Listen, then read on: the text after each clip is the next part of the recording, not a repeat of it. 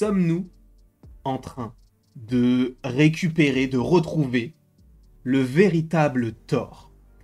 C'est une question que nous sommes en droit de nous poser, puisqu'il est vrai que depuis Avengers Endgame, deux grands héros de l'univers Marvel ont quand même été pas mal décrédibilisés. Je pense évidemment à Hulk et à Thor. On a déjà fait une vidéo sur Hulk en parlant supposément du retour enfin du vrai Hulk, sachant que sur le côté on a entre guillemets des dérivés, puisque du côté de l'animation on a un Hulk un peu différent, puisque nous avons le Purple Hulk, donc le Hulk violet d'Happy Hogan dans What If, qui pourrait arriver même du côté du live action, supposément, puisqu'on sait que What If va faire des connexions notamment avec des films et des séries live action, mais bref.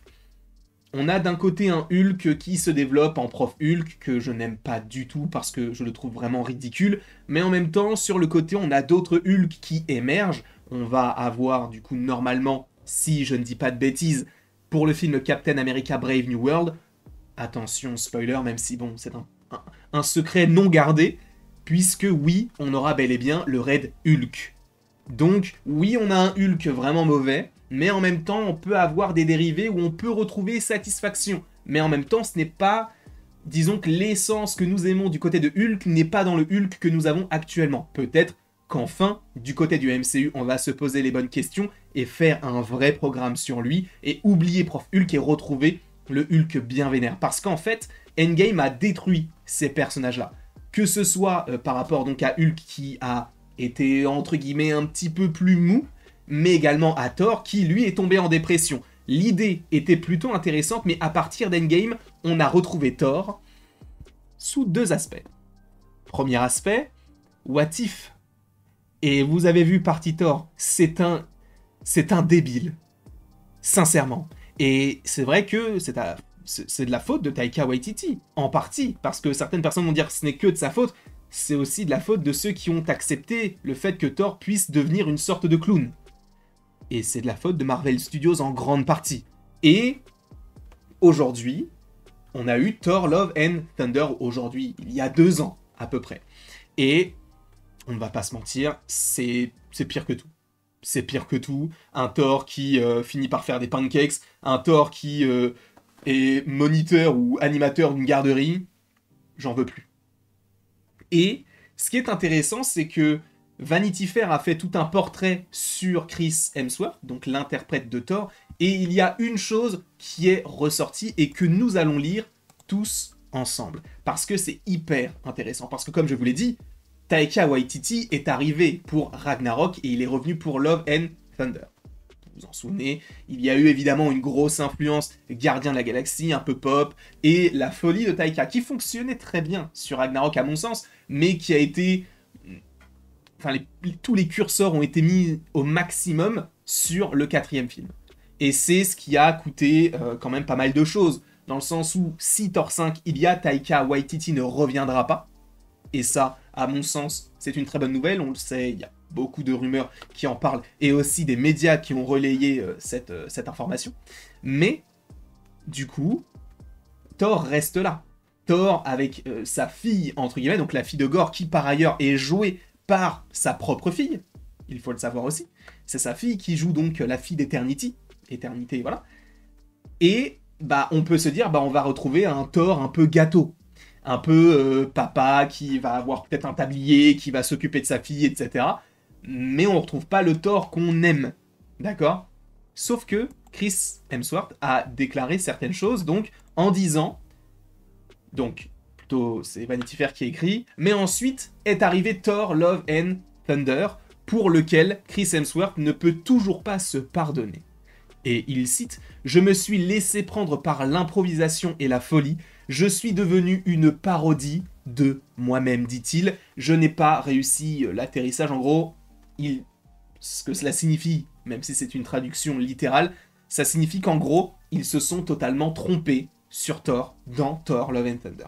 Et ça fait du bien de l'entendre dire par l'acteur qui le joue. Parce qu'en fait, le truc, c'est qu'à l'époque de Thor Love and Thunder, il n'y avait pas vraiment de remise en question. On se disait, bah, le film a marché, parce qu'il est vrai, le film a marché. il n'a pas fait le milliard, mais il a quand même fait, je crois, 760 ou 780 millions, je crois, si je ne dis pas de bêtises, au box-office mondial. Ce qui, en soi, est un bon score. Ce n'est pas le milliard, mais par rapport à des The Marvels, à des Quantum Mania, ou... bah, je t'avoue que j'ai pas forcément d'autres exemples, mais c'est un film qui n'a pas plu par rapport à la critique, mais qui a fonctionné en soi d'un point de vue financier.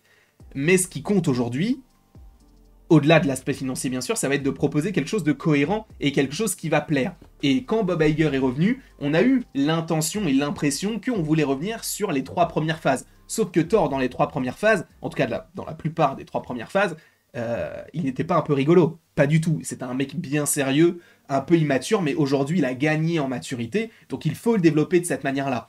Sachant en plus que dans Thor Love and Thunder, on a une scène post-générique qui nous tease l'arrivée de Hercule, et un combat Hercule contre Thor, bah j'ai pas forcément envie que ce soit un combat un peu rigolo, j'ai pas envie que ce soit un film rigolo, j'ai envie qu'il y ait de l'action, j'ai envie qu'il y ait des moments dramatiques et de l'épique, et c'est vrai que bah, dans Thor Love and Thunder, c'est tout l'inverse, même s'il y avait une bonne OST qui accompagnait certains persos, et notamment Mighty Thor, sur le principe, je n'aime pas ce film-là. Donc là, on voit que l'acteur a véritablement envie de passer à autre chose, tout en confirmant qu'il sera de retour. Je pense qu'il ne faut pas l'attendre pour Avengers 5.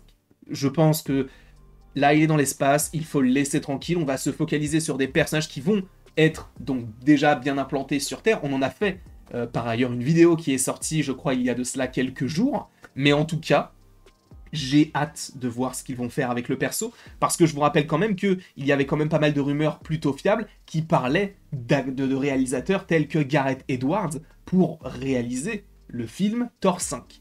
Et Gareth Edwards, pour ceux qui ne le savent pas, c'est à lui que nous devons The Creator, Rogue One également, ou encore Godzilla, sachant que là, il va être donc le réalisateur du futur film Jurassic World ou Jurassic Park, voilà, mais qui est censé sortir l'année prochaine.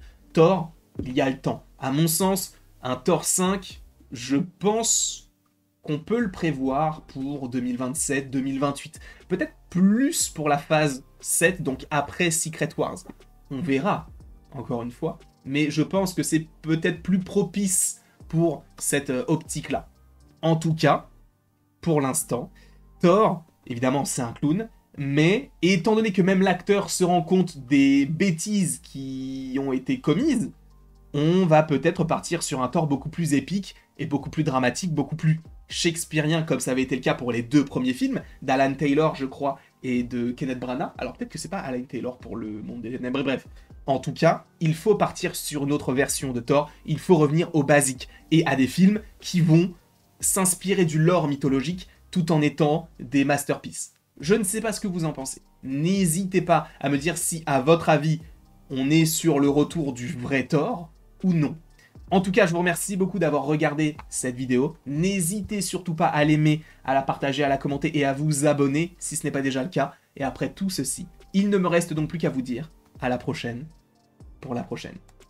Et merci beaucoup à vous d'avoir été présents. C'était super cool de pouvoir parler un petit peu de Thor. Et je pense qu'on va supposément en parler, bon, dans longtemps, parce que, bon, bah, je ne le vois pas arriver dans un prochain projet.